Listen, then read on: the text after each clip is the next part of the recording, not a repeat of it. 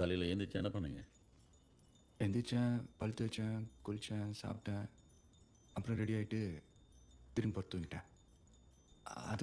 அதுக்கப்புறம் நான் சொல்கிறேன். என் கிளினிக்கு ஃபோன் பண்ணி அப்பாயின்மெண்ட் கேட்டிருப்பீங்க. அவங்க இல்லைன்னு சொல்லியிருப்பாங்க.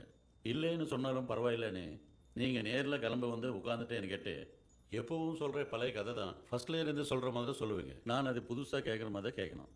என்ன சார் இது 11 மாதம் இப்படி போயிருந்தா எப்படி சார்? நான் ஸ்ட்ரிக்டாக உங்களை கேட்டு சொன்னேன். அந்த குழந்தை இறந்ததுக்கு உங்களுக்கு சம்மந்தமே கிடையாது. முத்து சார், டாக்டர் சைத்தன்ய ராவ் கிட்ட அப்பாயின்மெண்ட் கேட்டிருந்தானே, என்னாச்சு? சார் நாளைக்கு 7 மணிக்கு அப்பாயின்மெண்ட் ஃபிக்ஸ் ஆகிடுச்சு sir. Okay. Doctor Chaitanya Rao சிட்டியில் பெரிய சைக்காட்டிஸ்ட். என்ன டாக்டர், என்னை கை மாற்றி விட பார்க்குறீங்களா? நான் போகணுமாங்க? இல்லை, நான் போகணும். வயசானவரை உன்னெல்லாம் தாங்க மாட்டேன். போய் டாக்டர், ஆல் ஓகே? உடம்பு ஆல் நாட் ஓகே. நீங்கள் எப்பத்தினுச்சு என்கிட்ட பேஷண்ட்டை வந்தீங்களோ நான் அப்பத்திலிருந்து அவர்கிட்ட பேஷண்ட்டை போகிறேன். இது ஃபேக்ட். இதில் ஃபன்னி ஃபேக்ட் என்னன்னா, நீங்கள் எனக்கு கொடுக்குறது ஃபீஸு 2000 ருபீஸ், நான் அவர் கொடுக்குறது ஃபீஸு 3000 ருபீஸ். எவ்ரி டைம் நீங்கள் என்னை மீட் பண்ணும்போது எனக்கு 1000 ருபீஸ் லாஸ். ஐயோ சாரி டாக்டர். இல்லை டாக்டர், எனக்கு புரியுது, அதுக்கும் எனக்கும் எந்த சம்மந்தமும் கிடையாதுன்னு. இல்லை, நான் ஒரு மாதிரி கிளியர் ஆகிட்டேன்.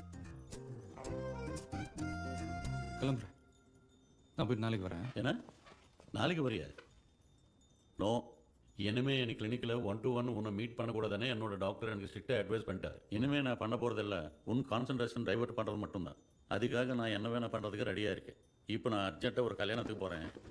நீ கூட அந்த கல்யாணத்துக்கு கண்டிப்பாக வரணும். நான் எதுக்கு வரணும் கல்யாணத்துக்கு? நார்த் இந்தியன் வெட்டிங், அங்கே ஃபெகரில் செம்ம நறுக்குன்னு இருக்கும். මේ වගේ තවත් විඩියෝ බලන්න අපේ අභිත පේජ් එක ලයික් කරන්න, ෆලෝ කරන්න, ෂෙයා කරන්න.